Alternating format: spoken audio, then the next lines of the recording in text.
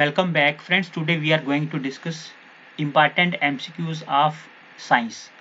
तो साइंस का जो वेटेज है आपके जेके एसएसपी के किसी भी एग्जाम में वो है 10 मार्क्स का। So friends without wasting time let's start. यहाँ पे फर्स्ट क्वेश्चन है, read the following information carefully and choose the correct option.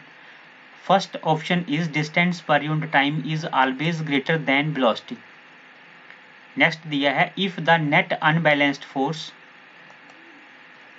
acting on a body in motion is zero, it continues its motion indefinitely।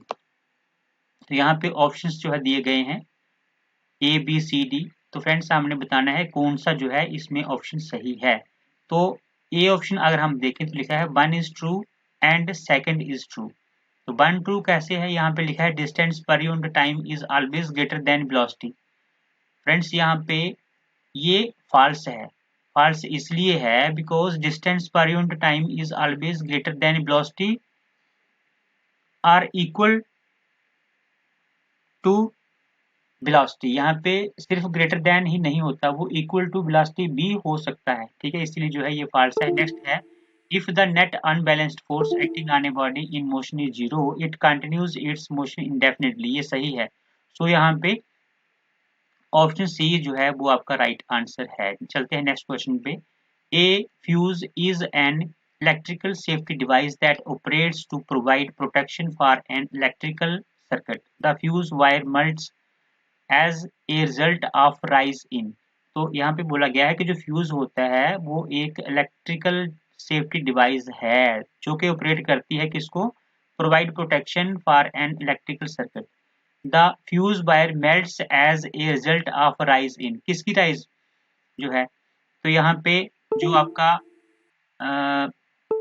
Right answer है इन options में से, क्या किसकी जो rise हो, लोड की हो, करंट की हो या किसी और चीज की। तो यहाँ पे जो आपका राइट आंसर बनता है वो है आपका option C, that is current. अगर करंट जो है इसमें जो है इंक्रीज होगा तो वो जो है मेल्ट हो जाता है। क्या चीज, फ्यूज की जो वायर है वो मेल्ट हो जाती है। बस इतना सा ही है इसका। नेक्स्ट आता है, which among the following metals can never be found in their free state। Sodium, gold, silver या कि प्लेटिनम, इनमें से कौन सा ऐसा मेटल है जो can never be found in their free state. तो फ्री स्टेट में कौन सा नहीं मिलता है, सोडियम, गोल्ड, सिल्वर और platinum. Here the right answer is, right answer क्या है यहाँ पे, option A is the right answer. Sodium जो है ये क्या है, राइट आंसर है इसका। ठीक है, चलते हैं नेक्स्ट क्वेश्चन पे। Which among the following is not an example of corrosion? तो silver articles turning black after prolonged exposure to air. Next आता है copper gaining green coating when expose to air. Next आता है anodising of aluminium rusting of iron. तो यहाँ पे पूछा गया है कि which among the following is not an example of corrosion। इनमें से कौन सी corrosion की एग्जांपल नहीं है। Here the right answer is option C,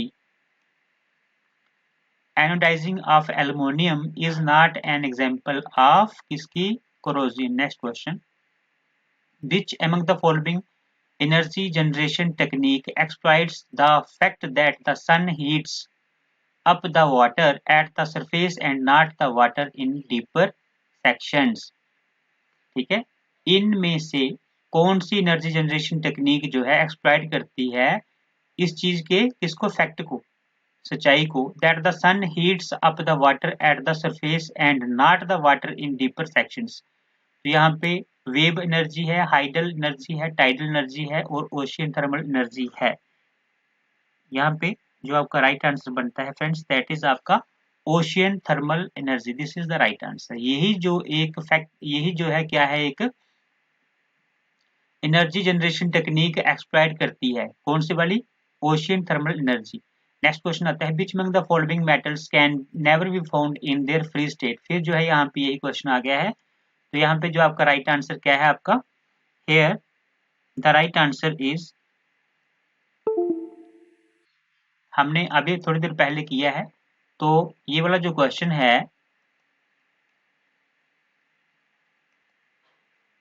here sodium is the right answer. First वाला जो है this is the right answer. ठीक है, सोडियम जो है कभी भी ऐसा एक मेटल है जो never be found in their free state, कभी भी फ्री स्टेट में नहीं मिलता है। कौन से वाला? सोडियम। नेक्स्ट क्वेश्चन पे चलते हैं। विच among the following is not an example of corrosion, जो हमने कर लिया है, तो इसमें से कौन सा वाला आंसर था? यहाँ पे option C is the right answer. ठीक है, एनोडाइजिंग ऑफ एल्यूमिनियम। नेक्स्ट आता है which among the following energy generation technique exploits, ये भी हमने कर लिया है। ठीक है, तो इसमें कौन सा आंसर है? इसमें है हमारा ओशियन थर्मल एनर्जी। ठीक है, नेक्स्ट क्वेश्चन आता है the type of nutrition. Yes, this question is very important.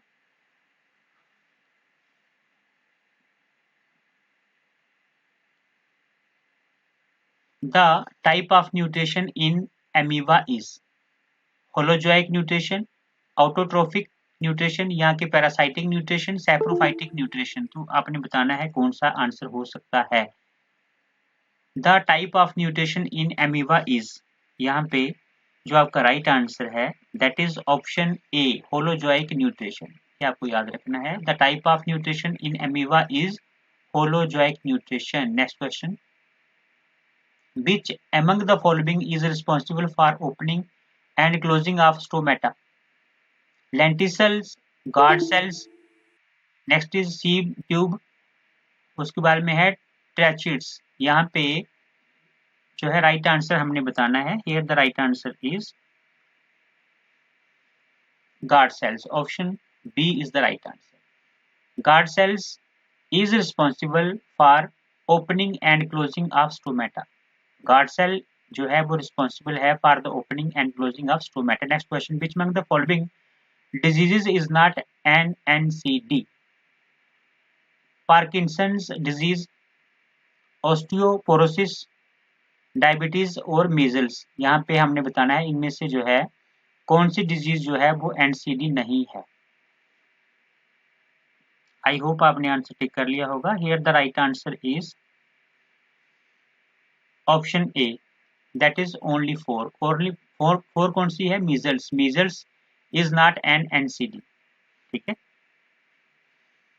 तो एनसीडी की जो फुल फॉर्म होती है वो होती है नॉन कम्युनिकेबल डिजीजेज। ठीक है, तो कौन सी नहीं है इसमें? यहाँ पे मीजल्स जो है is not N non not non communicable disease. Next question. Consider the following statements about marine ecosystem. Consider the following statements about marine ecosystems. First is biodiversity in marine ecosystem is higher than inland aquatic ecosystems. Next is vascular plants are absent in marine ecosystems. Next is maximum biodiversity is found in the tidal zones. Next लिखा है कि बीच among the above statements is या फिर are incorrect. इनमें से हमने incorrect बतानी है। देखिए फिर एक बार देख लीजिए, biodiversity in marine ecosystem is higher than inland aquatic ecosystems. Vascular plants are absent in marine ecosystems. Next is maximum biodiversity is found in the tidal zones. तो यहाँ पे पूछा गया है कि कौन सा इनकरेक्ट है, हमने बताना है। ठीक है, तो आई होप यहाँ पे आपने आंसर जो है वो टिक कर लिया होगा। Here the right answer is, देखो ऐसा है कि जरूरी नहीं कि सारी की सारी ही स्टेटमेंट गलत हो। Here all the statements are correct.